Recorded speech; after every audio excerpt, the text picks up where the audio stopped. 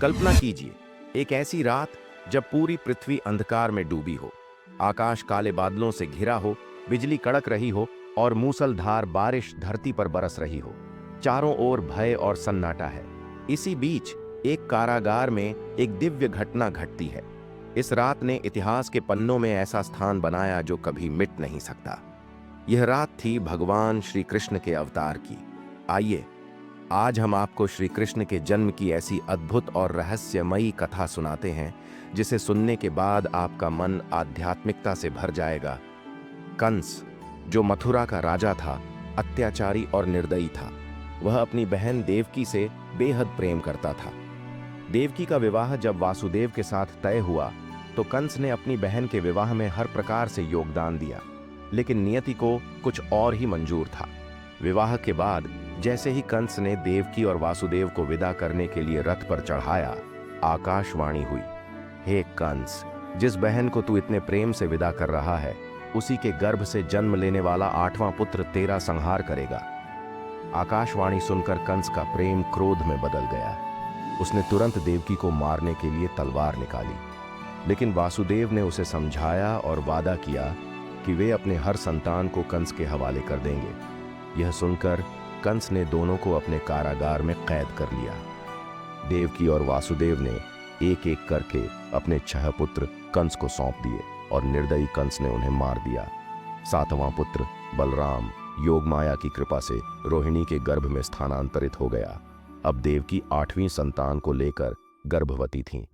इस बीच एक सवाल यह भी है कि भगवान विष्णु ने श्री कृष्ण के रूप में अवतार लेने का निर्णय क्यों किया। यह समझने के लिए हमें उन परिस्थितियों को देखना होगा। कंस ने केवल मथुरा ही नहीं बल्कि पूरे भारतवर्ष में आतंक मचा रखा था। वह अर्षियों और ब्राह्मणों को परेशान करता था, यज्ञ और धार्मिक अनुष्ठानों को रोकता था। पृथ्वी देवी ने गाय का रूप धारण कर भगवान विष्णु से प्रार्थना की। तब भगवान ने कहा, मैं स्वयं पृथ्वी पर अवतार लूंगा और अधर्म का नाश करूंगा। जब देवकी का गर्भ पूरा हुआ तो श्रावण मास की कृष्ण पक्ष की अष्टमी की रात आई। वह रात अत्यंत रहस्यमयी थी। चारों ओर घनघोर अंधेरा था। जेल के पहरेदार गहरी नींद में सो गए। देवकी और वासुदेव के कारागार की जंजीरें अपने आप टूट गईं।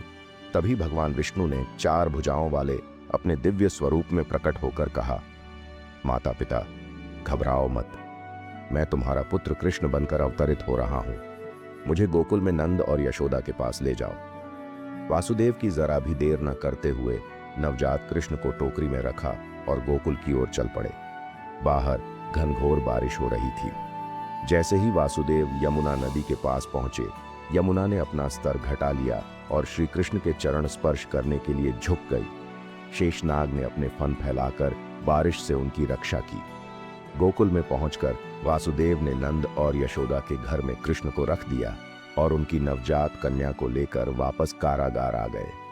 कंस को यह बात का पता चला कि देवकी ने अपने 8वें पुत्र जन्म दिया है, तो वह तुरंत कारागार में पहुंचे और कंस ने जब इस कन्या को मारने का प्रयास किया तो वह देवी के रूप में प्रकट होकर बोली, कंस, तेरा संहारक जन्म ले चुका है, तू चाहकर भी उसे नहीं मार सकता। तो मित्रों, यह थी श्री कृष्ण के जन्म की अद्भुत कथा।